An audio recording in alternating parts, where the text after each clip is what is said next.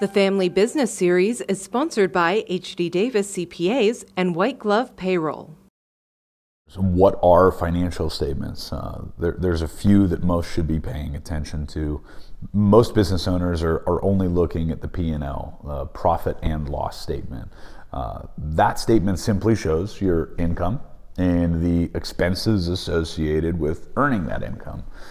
More importantly, the percentages of those expenses against your revenue can be really great information for you to compare against your historical results or industry averages, or other businesses in your area that maybe you have access to their information. A balance sheet is what the accountants kind of get excited about. The balance sheet it's a snapshot. It's a picture of your financial situation at a date in time. It tells us the general health of your business in a lot of different ways.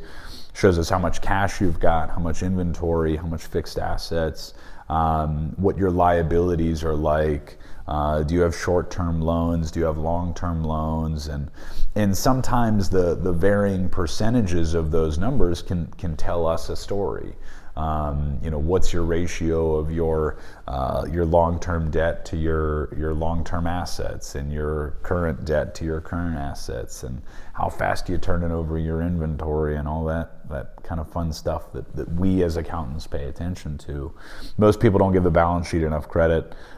If the balance sheet isn't right, if the person that's putting in your information into your financial statements via QuickBooks or Sage or whatever you use isn't paying attention to the accuracy of the balance sheet, then the profit and loss statement that you're looking at is worthless. It doesn't mean anything.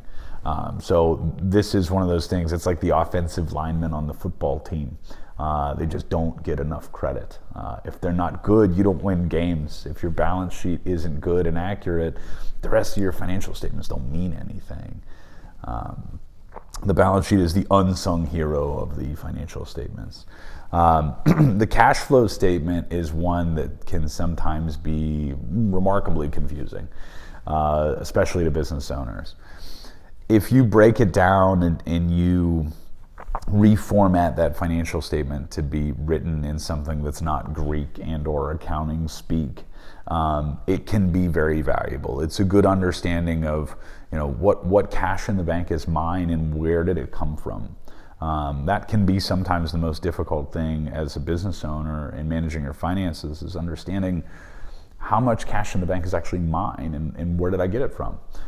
Is this cash that I made from operating the business? Is this cash that I made from not paying my payables as fast? Is this cash that I made from taking on investors and or equity or capital contributions?